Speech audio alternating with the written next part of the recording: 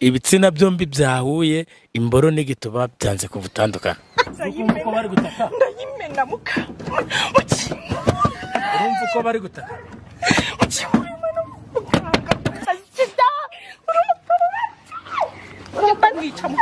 wigwanisha imbaraga z'umubiri. Ndaho makuru y'imisi ni meza ko twaburanye. umeze ute ubu? Ewe uyu munsi rinyiriyeho uziki wajya ngo ni Shanete neza rinyiriyeho ngeze naha nijoro, ariko kubera ikibazo nari fitanye n'umudamu wari umaze iminsi andirira, ndashatse kuvuga izina ariko arazwi. Igenze bite rero? Yewe nje yaje muri Kigali nawe urayizi. Amaze iminsi ambamagara, afite ikibazo cy'umugabo umuca inyuma. Umutungo wose umugabo akorera yawumariye mu bandi bagore.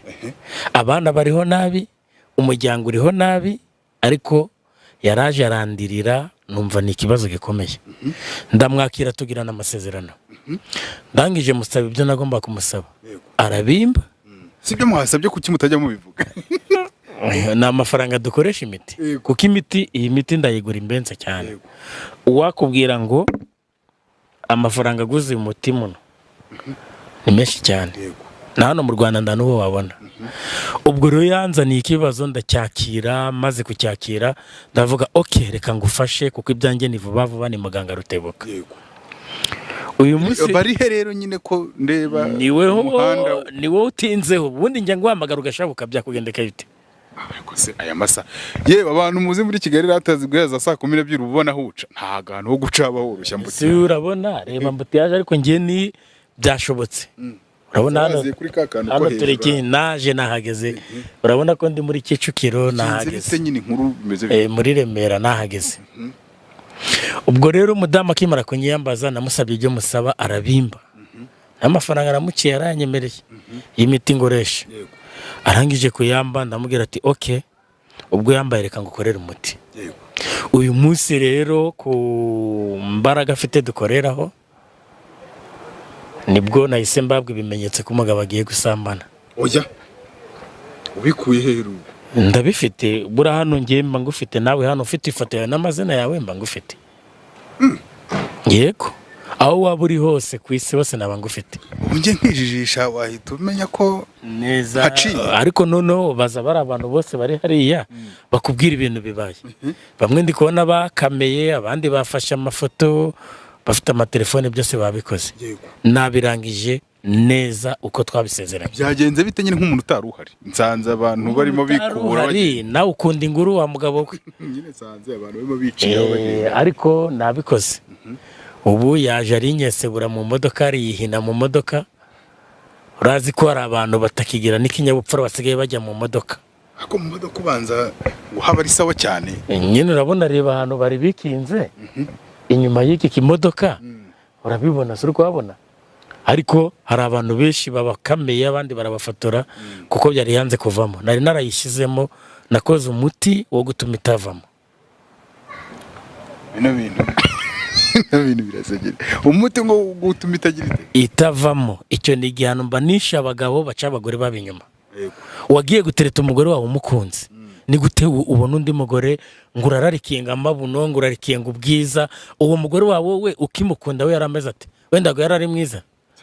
Ibyo mbahana mbabaye cyane na n'ubu ndarakaye, niyo mpamvu mbikoze kuri iki. Wabigenje ute nyine kuriya ko nge nabikoze ibyo ngiye namusezeranije, imiti namuhaye yarayubahirije, yabikoze yanga kuvamo. Inde wanze kuvamo? Ibitsina byombi byahuye imboro n'igituba byanze kubutandukana. Wenda icyo ni Kinyarwanda, so bifite se nawe ni Kinyarwanda, ariko ibyo mbihanisha abantu. Yewe Rwanga muganga Rutebuka. Yego singaba si batandukanye uko mbageze, nuko mbahaye imiti ihitivamo, ariko abantu bashungeye bose bikomeye n'ubuyobozi bwahageze.